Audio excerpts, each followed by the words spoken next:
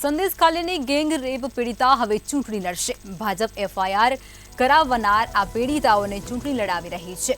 24 માર્ચે પાર્ટીએ પશ્ચિમ બંગાળમાં 19 બેઠકો માટે ઉમેદવારોની જાહેરાત કરી હતી, જેમાં સંદેશ ખાલીના પીડિતાનું નામ પણ જાહેર કરવામાં આવ્યું છે। બીજેપી નેતા શુભેન્દુ અધિકારીએ તેમનું નામ આગળ ધર્યું હતું અને આ પીડિતાની વાત કરવામાં આવે તો તે સંદેશ ખાલીમાં ઘાસ ઉખેડવા અને તળાવની સફાઈનું કામ કરતી હતી। આ તળાવ ટીએમસી નેતા શેખ શાહજહાંના નજીકના ઉત્તમ સરદારનો છે અને આરોપી છે કે એક દિવસ ઉત્તમ સરદારે તેને ટીએમસી પાર્ટી ઓફિસમાં પણ બોલાવી હતી। અહીં ઉત્તમ સરદાર અને શિબુ હજારાને તેની સાથે ગેંગ રેપ કર્યો હતો અને ત્યારબાદ થોડા દિવસો પછી ઉત્તમ સરદારનો ફોન પણ કર્યો હતો। તો આજ મુદ્દે વધુ વિગતો સાથે અમારા સંવાદદાતા અમર બખાઈ જૂનાગઢથી લાઈવ જોડાઈ ચૂક્યા છે।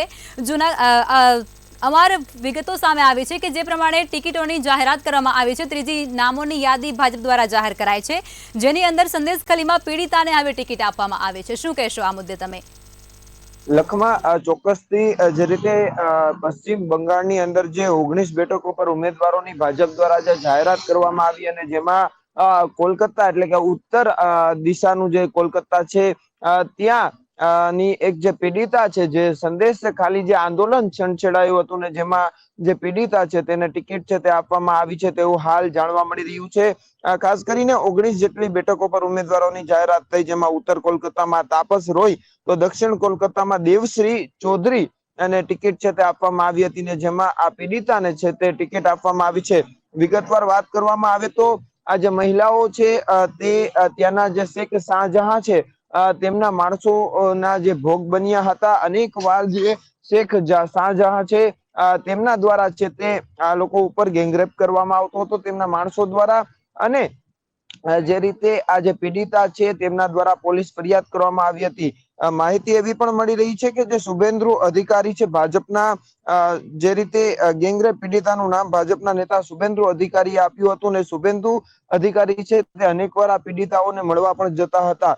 ખાસ કરીને શેખ શાહજહાં છે તેને અને તેમના માણસો ઉપર છે તે ફરિયાદ છે તે નોંધવામાં આવી હતી। અનેકવાર અનેક પીડિતાઓ સાથે આ લોકોએ જે રીતે અડપલા કર્યા હતા, ગેંગરેપ કર્યું હતું ને જેને લઈને આ સમગ્ર ઘટના છે તે સામે આવી હતી ને બાદમાં પીડિતા જ્યાં જવાની ના પાડે તો તેને થપ્પડ મારી હતી ને ત્યાંથી જ આ જે સંદેશ ખાલી આંદોલન છે તે છંછેડાયું હતું।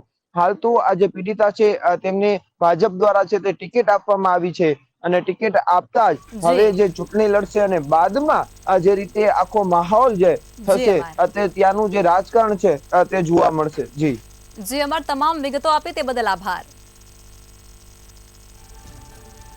તો પશ્ચિમ બંગાળની અંદર હવે પીડિતાના નામ જાહેર કરવામાં આવ્યા છે। સંદેશ ખાલીમાં પીડિતાને ટિકિટ આપવાનું ભાજપ દ્વારા એલાન કરી દેવામાં આવ્યું છે। ભાજપ દ્વારા 5મી યાદી જાહેર કરાઈ છે, તેની અંદર સંદેશ ખાલીની ગેંગરેપની પીડિતા હવે ચૂંટણી લડશે, તેનું નામ પણ હવે ઉમેદવારીમાં જાહેર કરવામાં આવ્યું છે।